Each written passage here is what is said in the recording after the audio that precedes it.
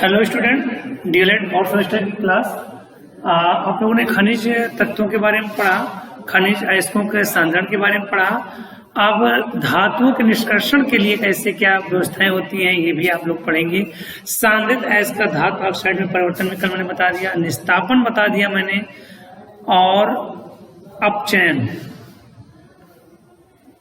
अपचयन के बारे में और निस्तापन के बारे में दोनों आपके 2016 के पेपर में पूछा गया है। तो ये मैंने दोनों डेफिनेशन लिख दी है, आप लोग ध्यान से इसको पढ़ लीजिए और इसको याद कर लीजिएगा। देखिए निस्तापन क्या होता है। सांद्रित अयस्क को वायु की अनुपस्थिति में तीव्रता से गर्म किया जाता है, जिससे नमी, गंधक एवं आर्सेनिक की अशुद्धियां दूर हो जाती हैं। इसे कहा जाता है निस्तापन या कैल्सिनेशन। इसके बाद अपचयन क्या होता है।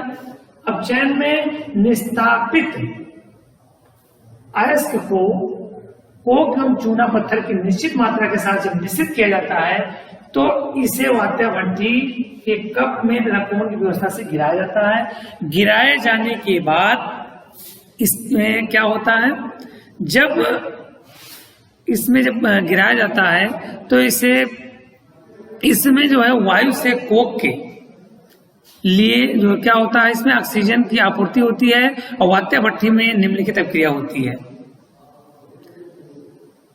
मतलब जो अपचयन की प्रक्रिया होती है वो निस्तापित अयस्क को कोक एवं चूना पत्थर की निश्चित मात्रा के साथ मिश्रित किया जाता है और इसे वात्या भट्टी के में जो है कप या कोण की व्यवस्था से गिराया जाता है।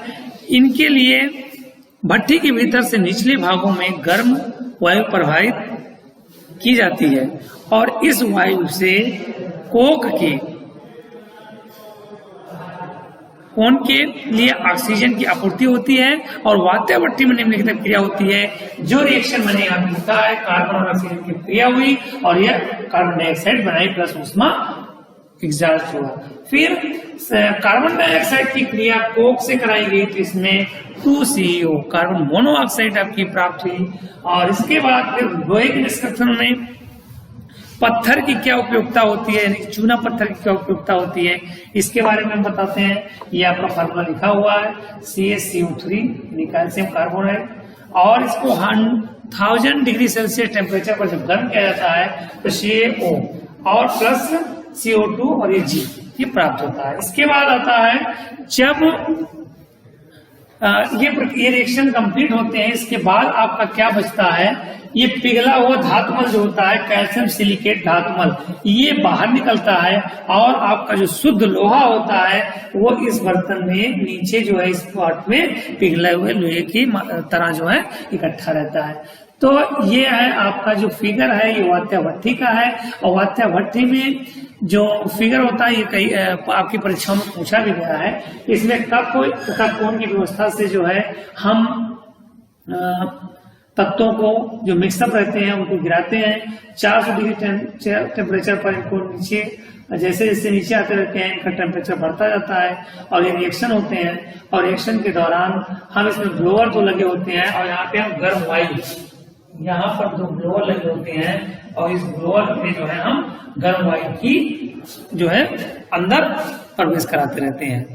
अब बात आती है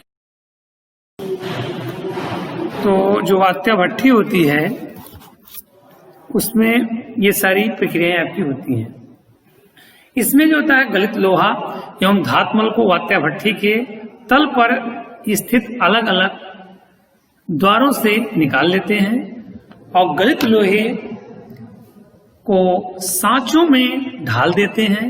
इस प्रकार प्राप्त लोहा जो होता है वो ढलवा लोहा होता है, यानी कि वात्या भट्टी के द्वारा जो लोहे हमें प्राप्त होते हैं उसे ढलवा लोहा कहा जाता है।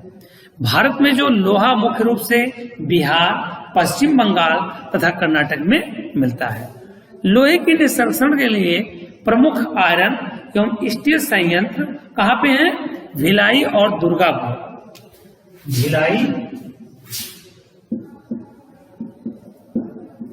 और दुर्गापुर ये लोहे के कारोबार के लिए बहुत ही उपयुक्त जगह है। और भी कुछ ऐसे हैं स्थान जहां पर आपके लोहे का उत्पादन अच्छी तरीके से किया जाता है, जैसे राउरकेला, जमशेदपुर, आसनसोल, ये कुछ ऐसे स्थान है जहां पर लोहे का निष्कर्षण किया जाता है। अब आता है लोहा हो गया, लोहे के निष्कर्षण कैसे किया जाता है। अब आती है बात एल्युमिनियम की। एल्युमिनियम क्या होता है, कैसे प्राप्त किया जाता है।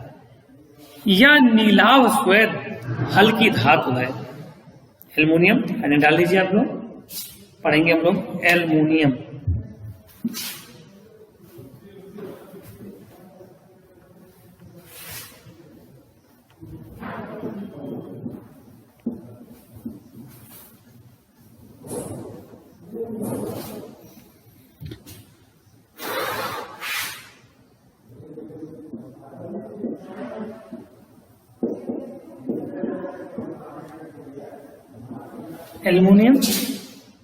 एल्युमिनियम या नीलाव श्वेत हल्की धातु है।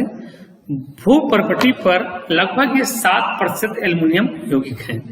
एल्युमिनियम का प्रमुख स्रोत जो होता है वो बॉक्साइट एस्क होता है, और एल्युमिनियम का जो बॉक्साइट एस्क होता है ये प्रचुर मात्रा में कहाँ मिलते हैं ज्यादातर, आपके मुंबई, कोल्हापुर, जबलपुर, रांची, बालाघाट और कटनी में। नेशनल एल्युमिनियम कंपनी और भारत एल्युमिनियम कंपनी आदि प्रमुख एल्युमिनियम उत्पादक कंपनियां हैं। इनके निष्कर्षण के लिए बेसिकली जान लीजिए आप लोग, एल्युमिनियम का निष्कर्षण बॉक्साइट एस्क से किया जाता है। बॉक्साइट एस्क से इसको किया जाता है, क्या किया जाता है, इसका शोधन। और एस्क में लोहे का बॉक्साइट और सिलिका शुद्धियों के रूप में होती हैं। एल्युमिनियम निष्कर्षण में सम्मिलित विभिन्न पद निम्नानुसार हैं। जैसे अयस्क के शोधन में यदि बॉक्साइट अयस्क में अशुद्धियों के रूप में लोहा ऑक्साइड तथा बालू होती है तो इन्हें वायर विधि से दूर किया जाता है। वायर विधि से कब, जब लोहे और बालू की अशुद्धियां होती हैं। और दूसरा है एल्युमिनियम ऑक्साइड का विद्युत अपघटन, हमें यही पढ़ना है।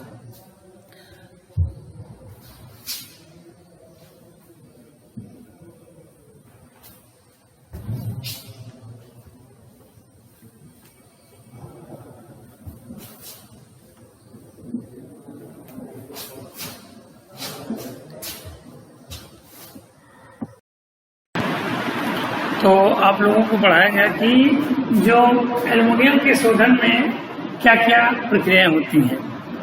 तो एल्युमिनियम के शोधन के लिए आप लोगों ने पढ़ा कि जो एल्युमिनियम ऑक्साइड का विद्युत जब अपघटन होता है तो उसका फिगर आपका ये बनेगा। इस फिगर के अकॉर्डिंग आपकी क्रियाएं होती हैं, उनको आप लोग देख लीजिए किस तरह से आप लोगों की क्रियाएं होती हैं।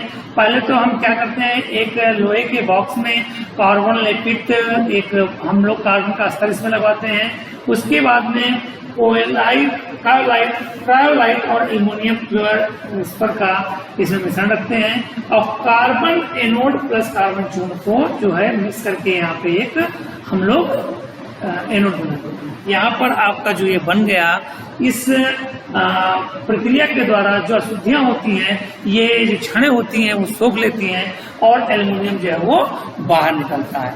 इस प्रकार ये देखिए कैथोड पर जब क्रियाएं होती हैं तो एल्युमिनियम के जो है 3 अणु होते हैं वो किस तरह से अलग होते चले जा रहे हैं। फिर एनोड कैथोड पर ये प्रक्रिया होती है और एनोड पर आपकी ये प्रक्रिया होती है।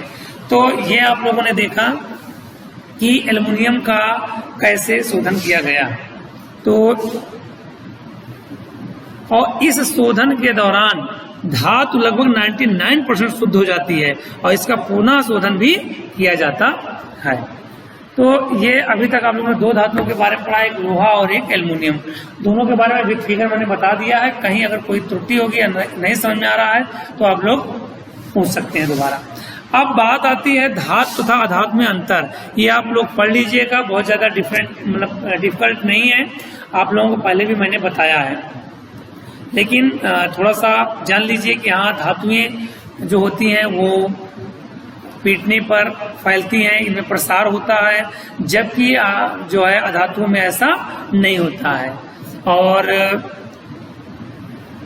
सुचालक जो धातुएं होती हैं वो विद्युत की सुचालक होती हैं, जबकि अधातुएं जो होती हैं वो विद्युत के कुचालक होती हैं। तो इन सब बिंदुओं को ध्यान से पढ़ लीजिएगा। धातुएं और भी है एग्जाम्पल की धातुएं जो होती हैं वो चमकदार होती हैं, जबकि अधातुएं उतनी चमकदार नहीं होती हैं। ठीक, नेक्स्ट वीडियो हम लोग आगे जो है बनाएंगे, उसको पढ़ते हैं। Okay, thank you.